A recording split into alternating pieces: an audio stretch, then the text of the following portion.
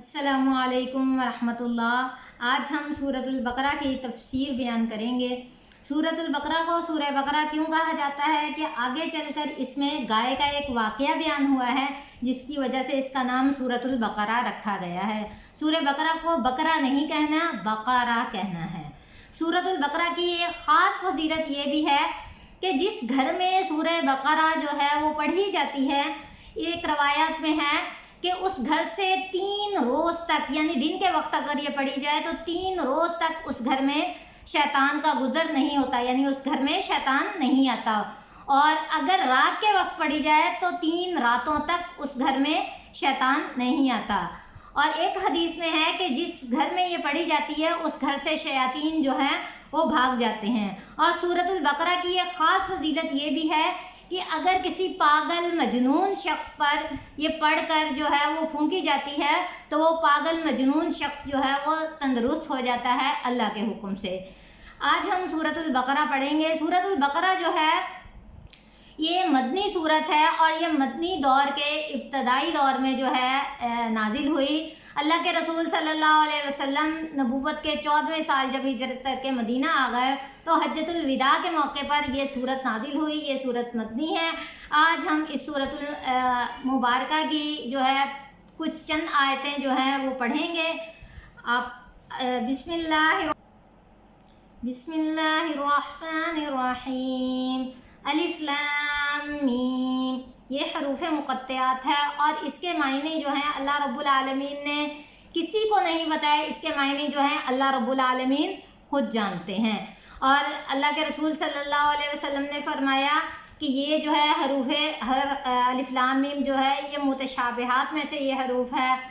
اور اللہ کے رسول صلی اللہ علیہ وسلم نے یہ بھی فرمایا کہ الف ایک حرف ہے، لام ایک حرف ہے اور میم ایک حرف ہے، یعنی کہ اگر انسان ایک حرف پڑھتا ہے تو ایک حرف کے بدلے جو ہے وہ 10 نیکیاں ملتی ہیں۔ اسی طرح لام دوسرا حرف تو 20 نیکیاں ہو گئی اور میم تیسرا حرف 30 نیکیاں ہو گئی۔ یعنی کہ اللہ کے رسول صلی اللہ علیہ وسلم نے فرمایا اگر ہم صرف الف لام میم ایک حرف جو ہے ایک جملہ بنتا ہے اس کا، ایک پڑھتے ہیں، الف لام میم پڑھتے ہیں تو اس کی جو ہے انسان کو 30 نیکیاں ملتی ہیں۔ شاید یہی وجہ ہے کہ یہ الگ الگ حرف جو ہیں یہ بتانے کے لیے کہ انسان کو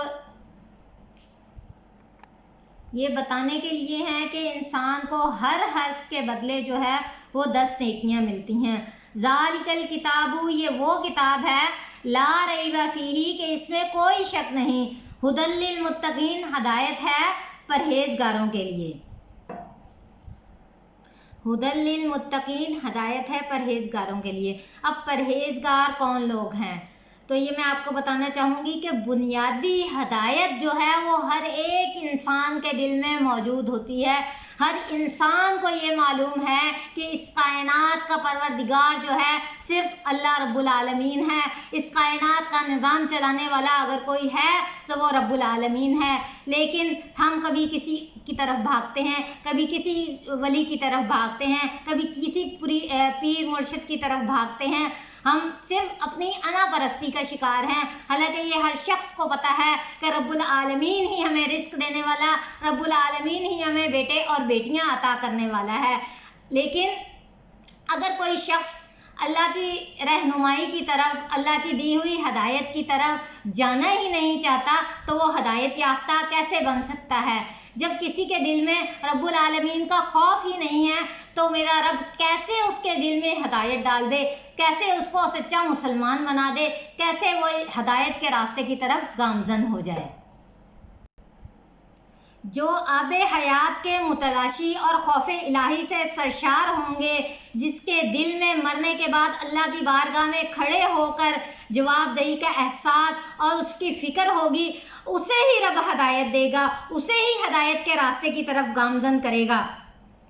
اللہ کے رسول صلی اللہ علیہ وسلم نے امور غیبہ کے بارے میں، یعنی امور غیبہ جو غیب میں جو چیزیں ہیں ان کے بارے میں اللہ کے رسول صلی اللہ علیہ وسلم نے فرمایا کہ امور غیبہ کے بارے میں جو لوگ جو ہیں وہ یقین رکھتے ہیں وہ یہ ہیں کہ جنہیں عقل جو ہے وہ امور، جنہیں عقل تسلیم ہی نہ کرے، عقل یہ اس چیز کا شعور ہی نہ رکھے کہ یہ کام بھی ہو سکتا ہے، جس طرح اللہ کے رسول صلی اللہ علیہ وسلم پر وحی آنا، جنت اور دوزخ، ہم نے جنت نہیں دیکھی، ہم نے دوزخ نہیں دیکھی، ہم نے حشر کا دن نہیں دیکھا، یہ جو چیزیں ہیں یہ امور غیبہ ہیں۔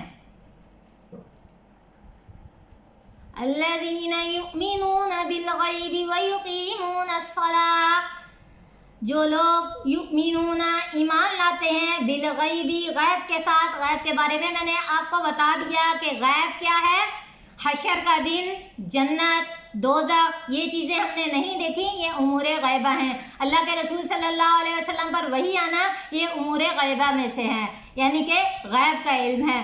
ہم لوگوں نے حشر کے میدان میں کیا حالت ہوگی، ہم کیسے ہوں گے، کیسے ہمارا حساب کتاب ہوگا، یہ جو سب امور ہیں یہ امور غیبہ ہیں۔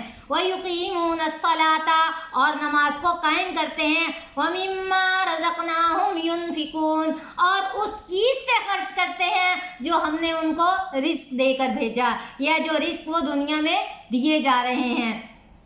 امور غیبہ کے بارے میں نے آپ کو بتا دیا۔ اب آگے ہے وَيُقِيمُونَ الصَّلَاةَ، اور نماز کو قائم کرتے ہیں۔ اب نماز کو قائم کرنا کیسا ہے کہ نماز کو پہلے اچھی طرح وضو کیا جائے، اس کے بعد جو ہے اچھے طریقے سے نماز ادا کی جائے، نماز کو اس کے وقت پر ادا کیا جائے۔ وَمِمَّا رَزَقْنَاهُمْ يُنْفِقُونَ، اور اس چیز سے خرچ کرتے ہیں جو ہم نے ان کو رزق دیا۔ رزق دے کر خرچ کرنا یہ نہیں ہے کہ ہمارے گھر میں جو ہے اپنے آل اولاد پر ہم خرچ نہیں کرتے، اپنی بیوی پر، اپنے بچوں پر ہم خرچ نہیں کرتے، اور باہر ہم جو ہے غریبوں اور مسکینوں کے اوپر دولت لٹا رہے ہیں، ان کے اوپر خرچ کر رہے ہیں، ان کا احساس ہمارے دل میں ہے، لیکن اپنے گھر کا احساس، اپنے رشتوں کا، اپنے عزیز و اقارب کا احساس ہمارے دل میں نہیں ہے، تو ہمارے اس چیز کا خرچ کرنے کا کوئی فائدہ نہیں۔ اللہ کے رسول صلی اللہ علیہ وسلم نے فرمایا کہ جو شخص اپنے اہل و عیال پر اور اپنے پڑوسیوں پر، اپنے عزیز و اقارب پر خرچ کرتا ہے، اس شخص کو دوہرا اجر دیا جائے گا، یعنی ایک صلہ رحمی کا اور دوسرا خیرات کرنے کا۔ وَالَّذِينَ يُؤْمِنُونَ بِمَا أُنزِلَ إِلَيْكَ وَمَا أُنزِلَ مِن قَبْلِكَ وَبِالْآخِرَةِ هُمْ يُوقِنُونَ۔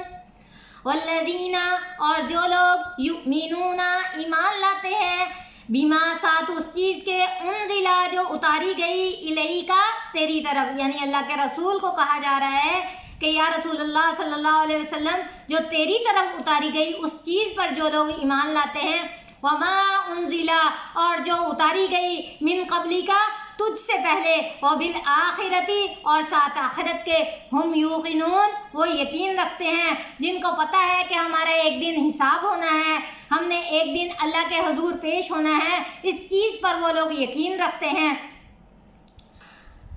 پچھلی کتابوں پر ایمان لانے کا مطلب یہ ہے کہ وہ جو کتابیں ہیں وہ سچ ہیں، وہ حقیقت ہیں، وہ اللہ رب العالمین کی طرف سے نازل کی گئیں، لیکن آخری کتاب جو ہے وہ قرآن پاک ہے۔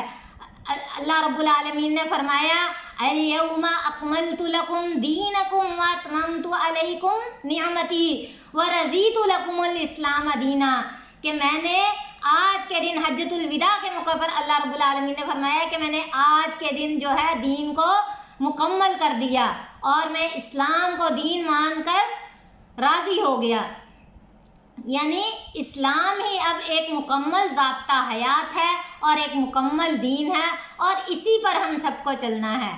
ہم دوسری کتابوں پر ایمان لاتے ہیں، لیکن وہ کتابیں اب اپنی اصل شکل میں جو ہیں وہ دنیا میں نہیں ہیں، ان میں تحریف و تبدیل جو ہے تبدیلی کر دی گئی ہے۔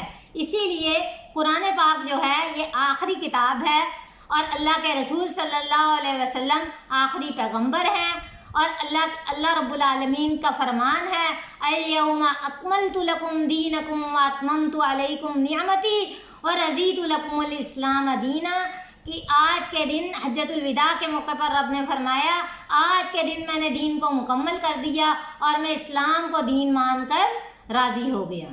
وما علینا الا البلاغ المبین۔